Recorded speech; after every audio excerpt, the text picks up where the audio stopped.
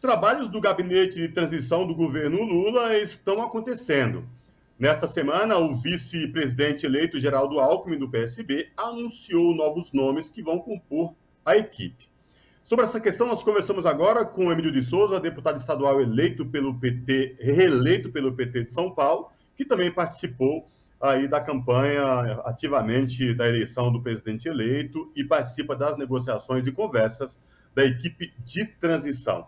Deputado Emílio de Souza, tudo bem? Prazer falar com o senhor, seja bem-vindo. Prazer é todo meu, Cosmo, também a Ana, todos os ouvintes da Rádio Brasil Atual, nossos telespectadores da TVT, todo mundo que nos acompanha. Prazer estar aqui com vocês. Prazer é nosso.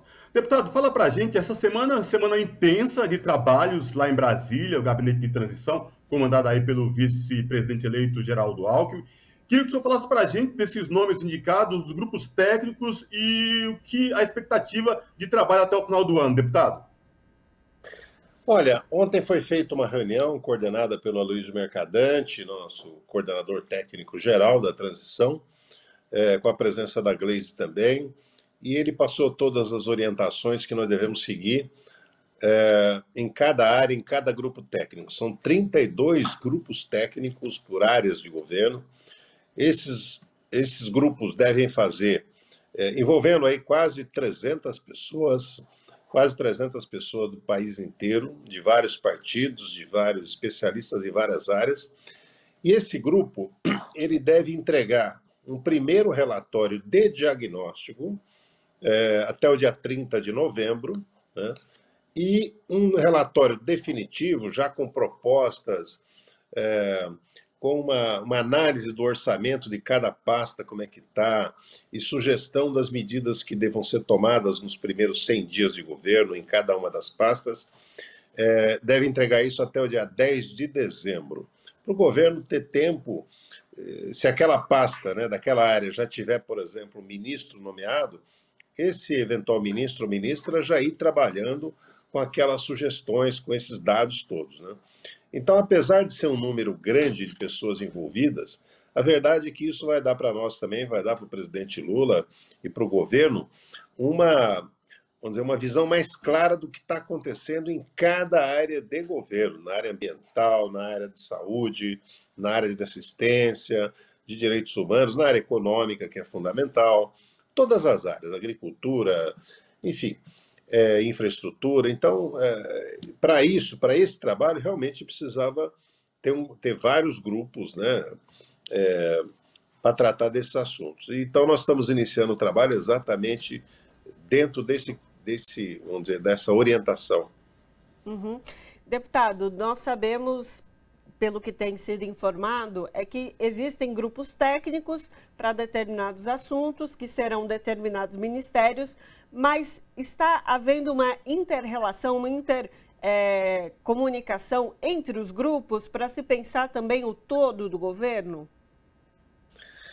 Primeiro, tem que cada grupo levantar a sua área, né? Agora, a coordenação, todo esse relatório será de cada área, né? Relatório de direitos humanos, por exemplo, de agricultura, será encaminhado à coordenação técnica e à coordenação da transição, que é formada pelo vice-presidente Geraldo Alckmin, pelo Mercadante e pela Gleisi.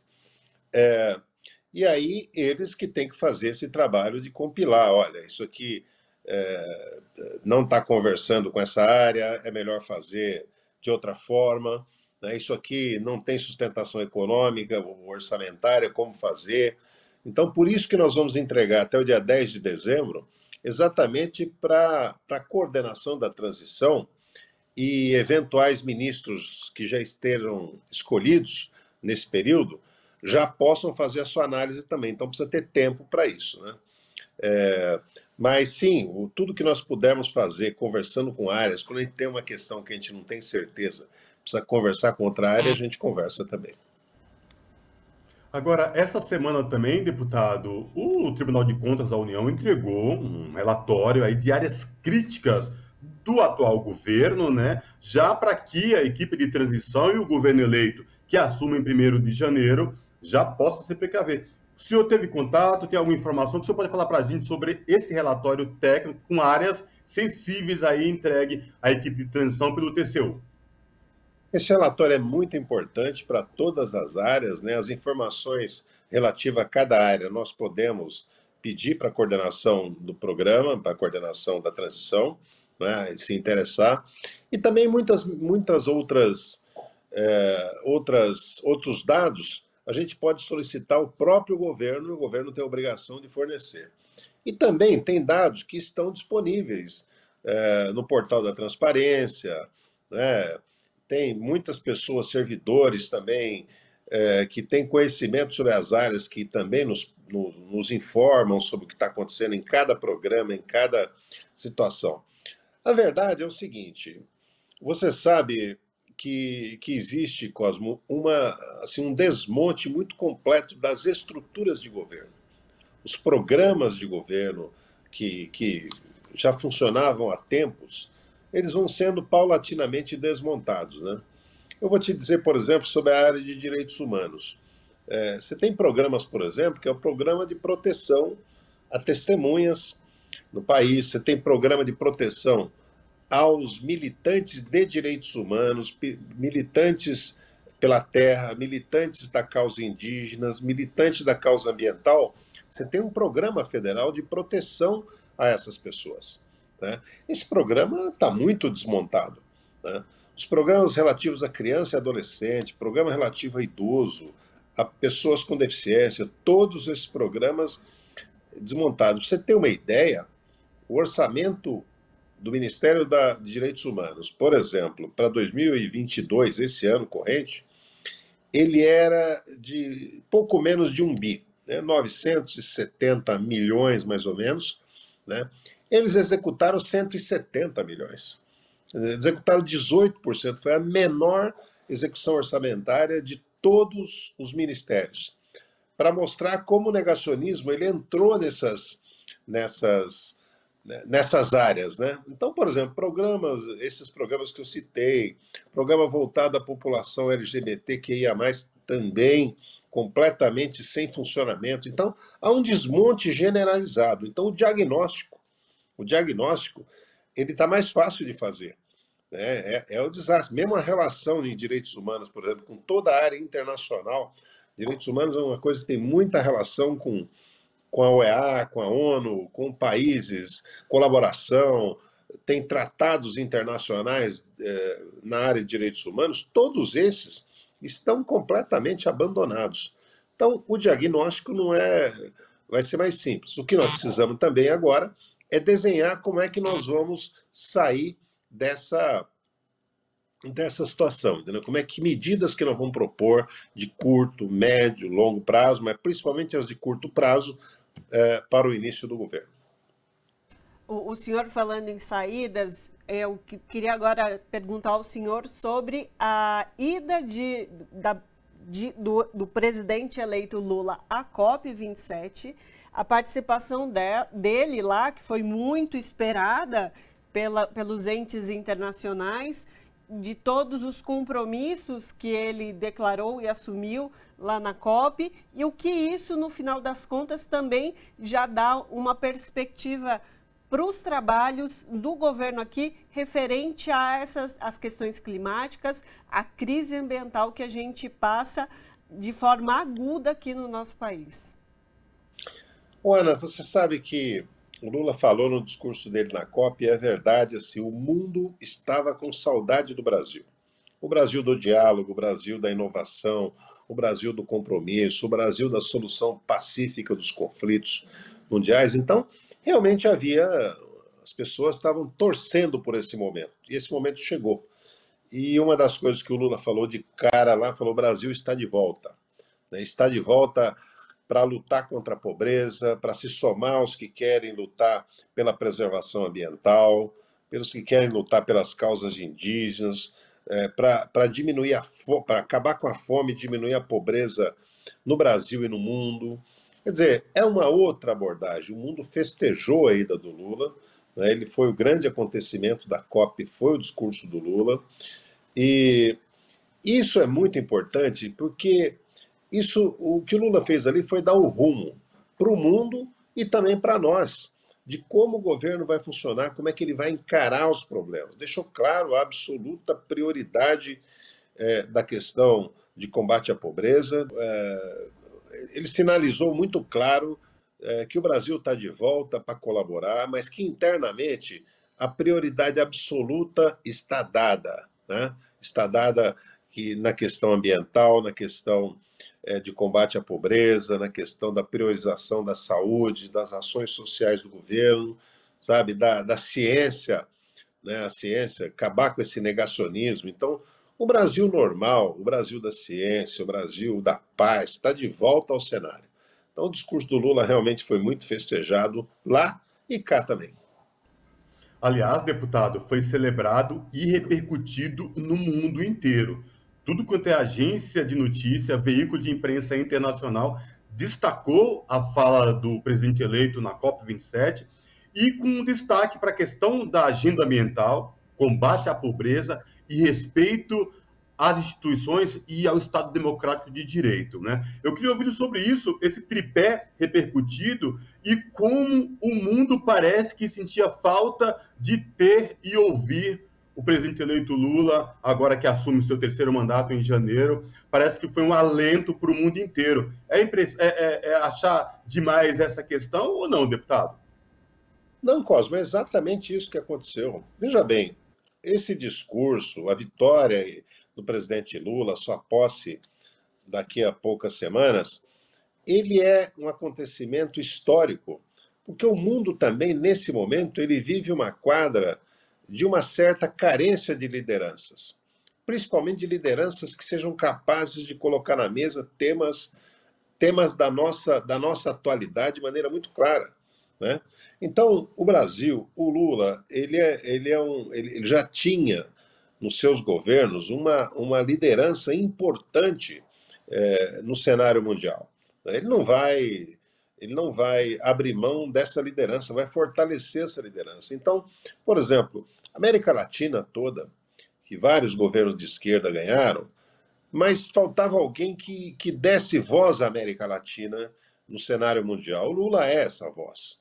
O Lula é esse. Os próprios governos latino-americanos estavam torcendo muito para ele chegar com a força dele, do Brasil, representar essa parte do mundo nas discussões multilaterais. Eu acho que falta a presença de um líder como o Lula, sabe, na discussão comercial, de como os países em desenvolvimento podem se integrar nesse esforço comercial do mundo, como é que ele pode gerar emprego, como é que ele pode avançar na educação, ter acesso a tecnologias novas, sabe? Então, o Lula é essa voz. O Lula é uma espécie de voz dos países emergentes, dos povos que esperam, sabe, viver, ter mais oportunidade na vida. E a questão ambiental, ela se tornou uma coisa absolutamente emergencial. Então, se tem uma coisa que vai permear as ações do governo do presidente Lula, é a pauta ambiental, né? Não é à toa que o primeiro discurso dele para o mundo, depois de eleito, foi na COP, porque ele quer pautar a questão ambiental com muita força, né? E ele sabe, né, a proteção da Amazônia é fundamental, mas ele sabe também que tem um povo, é uma região do Brasil que moram quase 30 milhões de brasileiros. Então, essa população também precisa de acesso a serviços básicos, essa população precisa trabalhar, precisa se desenvolver. Quais são as atividades que a Amazônia pode desenvolver, atividades econômicas, mas que preservem o meio ambiente, né? Como resolver essa equação, né? E finalizou com o convite para que a próxima COP daqui a 3 anos, em 2025, seja feita na Amazônia. Quer dizer, isso acho que coroa a participação dele lá na COP no Egito.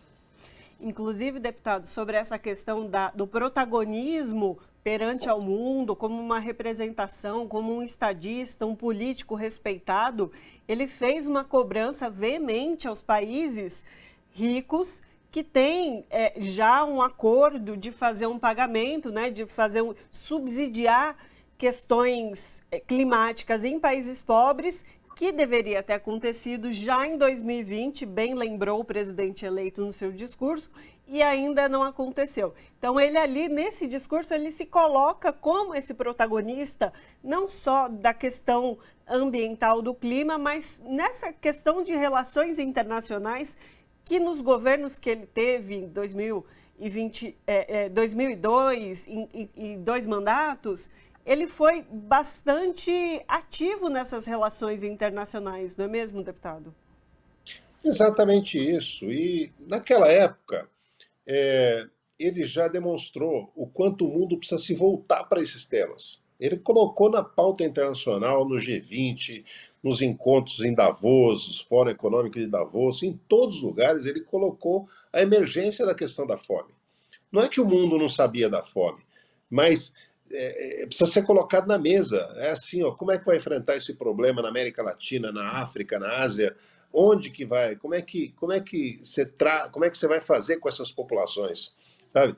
Outra coisa, o mundo voltar a discutir temas de divergência entre os países na mesa de negociação sem recorrer a guerras, como acontece agora entre a Rússia e a Ucrânia. Quer dizer, nós não podemos viver esse jogo de ameaça. Há muito tempo o mundo não vivia isso. Então, você tem uma série de conflitos, ou em andamento, ou conflitos potenciais que podem explodir a qualquer momento, que não podem continuar dessa forma. Você tem, hoje em andamento, a guerra da Ucrânia, mas você tem, por exemplo, uma questão aquecida na China com relação a Taiwan.